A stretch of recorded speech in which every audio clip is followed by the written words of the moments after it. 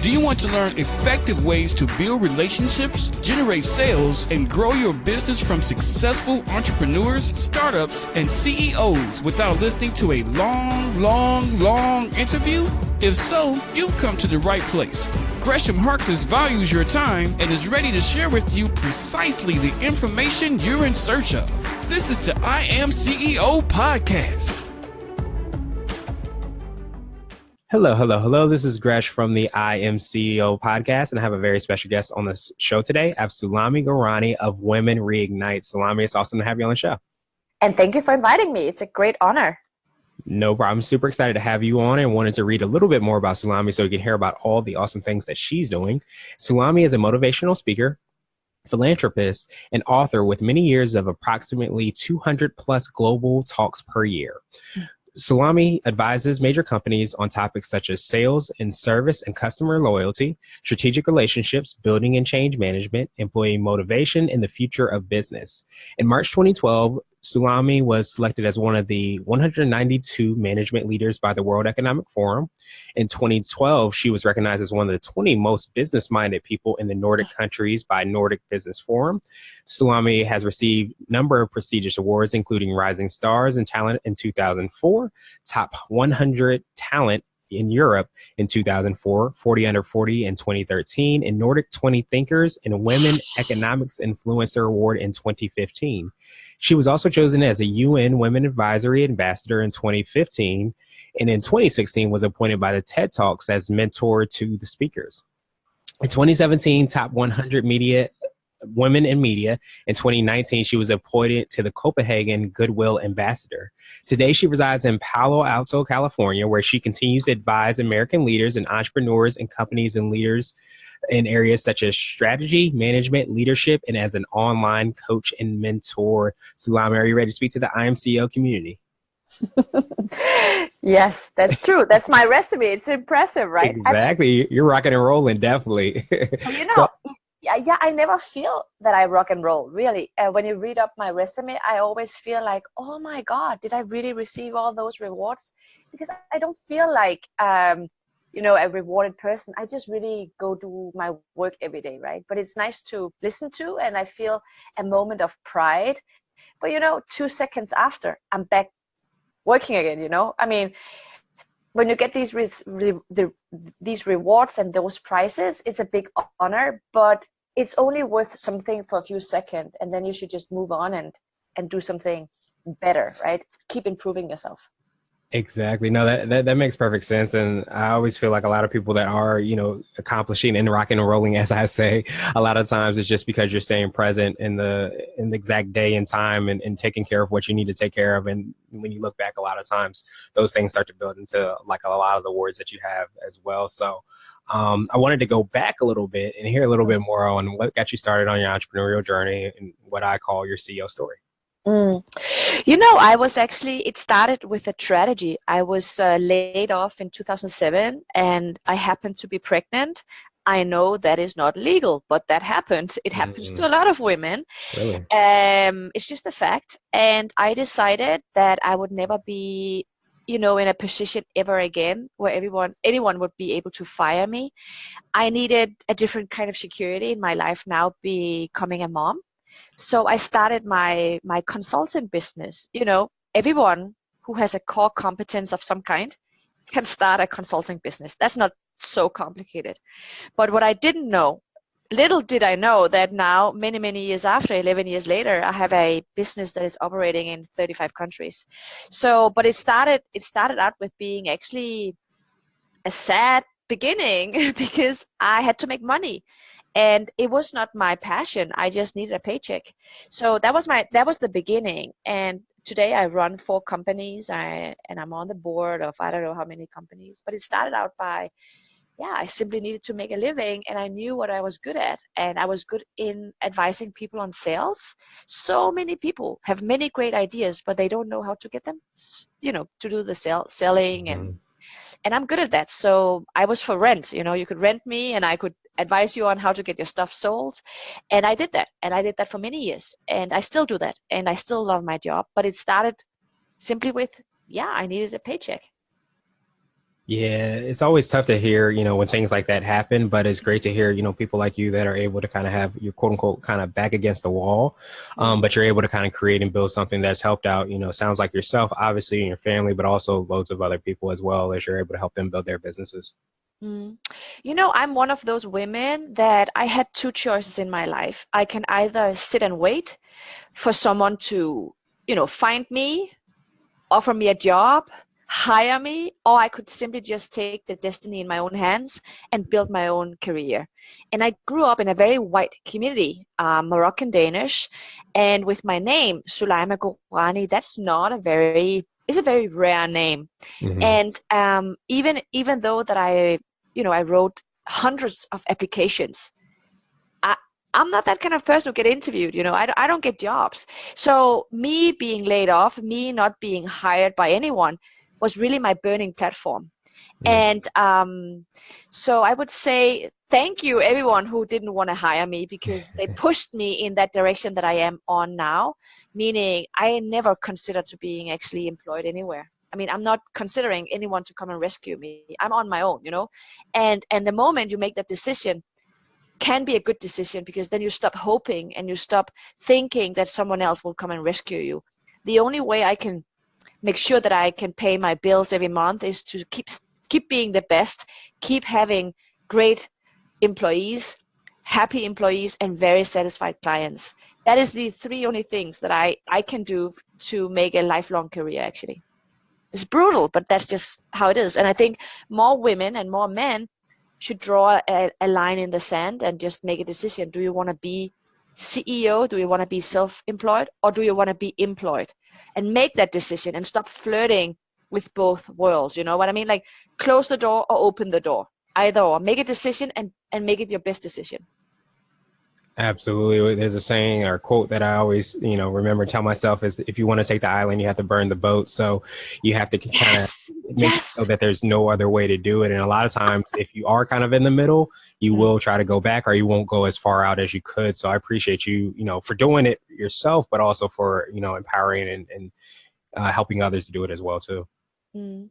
But being a CEO is a big responsibility, and I think a lot of people they mistakenly think that it's easy to be employed and that there is any safety going with an employment. That being said, I know in US that healthcare benefits does really matter. I started out in Denmark. It's different because you have welfare, you have security, free education, and healthcare. So you will never be completely lost in the system. But now I live in US on the same conditions as any American, any person listening to this podcast. I'm here on the very same ticket like anyone else, right? Hmm. And that burning platform does not scare me. And if you're not afraid of having that huge responsibility for yourself, for your family, and for people, if you sleep well at night, then you have that DNA that is needed to create a good business, right? And I really encourage more people to start thinking about creating their own businesses, because we need more people to create jobs. We need less people to look for jobs. And the unemployment rate is so low right now. But in just a few years, a lot of jobs will disappear and will be taken over by robots, artificial intelligence, software, and we need to create new services and new industries. So we need many, many more people who dare to live out the entrepreneurial DNA that they have inside them. Absolutely. That makes perfect sense. And I guess, could you tell us a little bit? I know you touched on a little bit about some of the things that you're doing to help support the clients and what you feel kind of makes you or your organizations unique. So I'm very focused on future of work. I have a great passion for finding out what we're going to make, what kind of jobs that we're going to have in the future. And I'm associated with the World Economic Forum as an expert of future skills. And my next book is out in September in Scandinavia, not in US, but in Scandinavia, on how to design your life. And right now I have a great, great passion for building a community called Women Reignite. It's a company, and I decided to start focusing on women and prepare them for the future of work, because honestly speaking, men and women will be impacted by the future of work. But most women have jobs that are kind of, in bigger danger than men, because they have like those routine jobs that can easily be automated.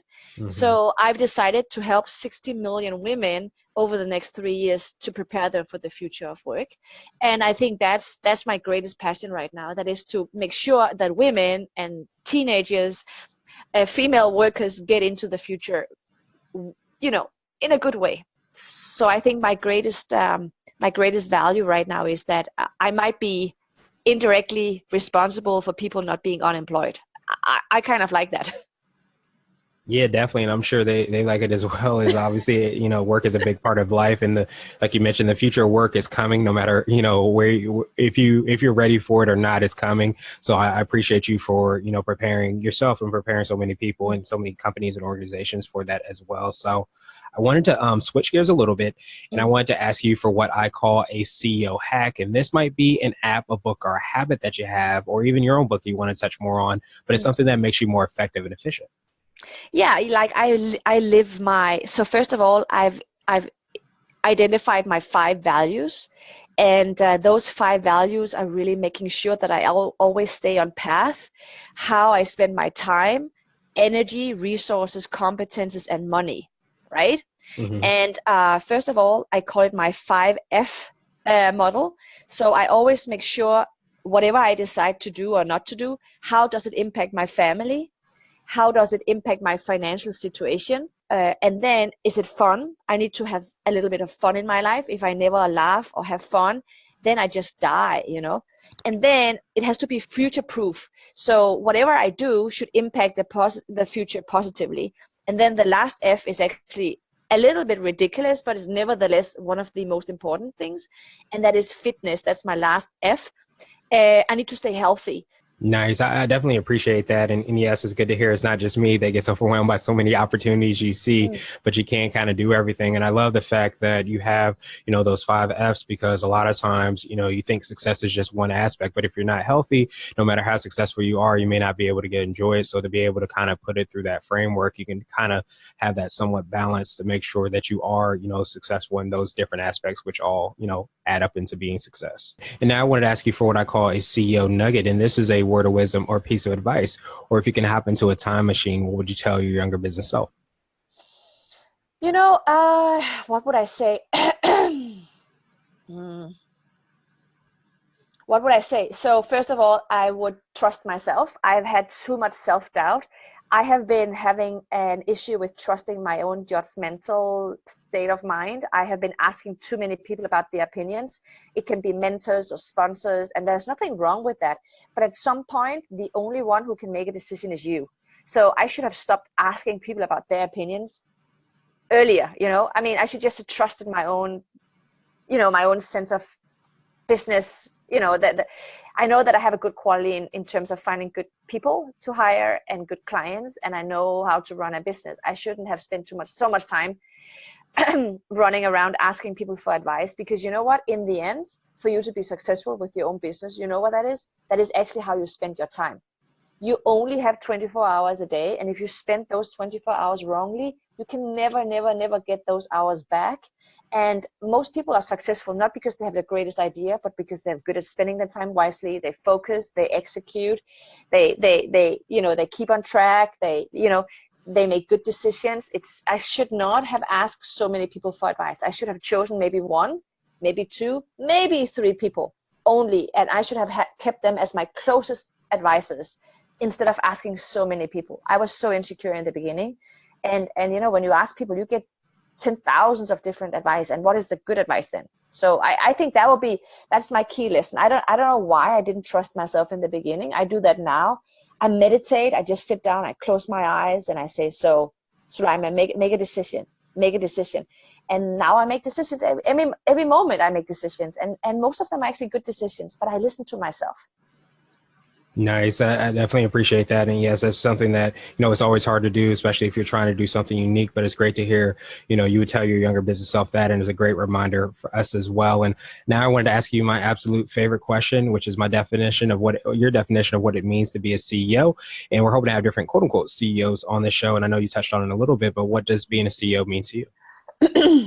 CEO, what it means to me is being responsible. I think that's what it means. I'm responsible for people's paycheck.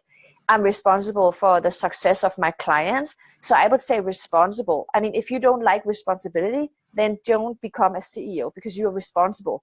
And no matter what happens, you will always be the one to blame, but never the one to, you're never going to be the one that people will celebrate completely, right? You will celebrate your team if it goes well. You celebrate your employees. But when you fail, it's always you that gets, the pointed fingers at. So I would say, if you don't like the responsibility, then don't be a CEO, because you will never get the honor, but you will always be blamed. Absolutely. Yeah, that makes perfect sense. And I truly appreciate your time, Salami. What I want to do is pass you the mic just to see how best people can find out about all the awesome things that you're doing and get a hold of you. Yeah, at Solima.com. I believe I'm the only one in the US with that name, SOULAIMA.com. And that's my homepage. And there you can read much more about my books and my talks and my Women Reignite and everything. Yeah. Awesome. We'll make sure to have those links in the show notes as well, just so everybody can click through and see all the awesome things you're doing. But I appreciate your time, and I hope you have a great rest of the day. Yeah, and thank you for having me on your show. Thank you so much. Thank you for listening to the I Am CEO podcast, powered by Blue 16 Media. Tune in next time and visit us at IAM336.co. I Am CEO is not just a phrase, it's a community. Be sure to follow us on social media and subscribe to our podcast on iTunes, Google Play, and everywhere you listen to podcasts. Subscribe and leave us a 5-star rating. Grab CEO Gear at www.ceogear.co. This has been the I Am CEO podcast with Gresham Harkless. Thank you for listening.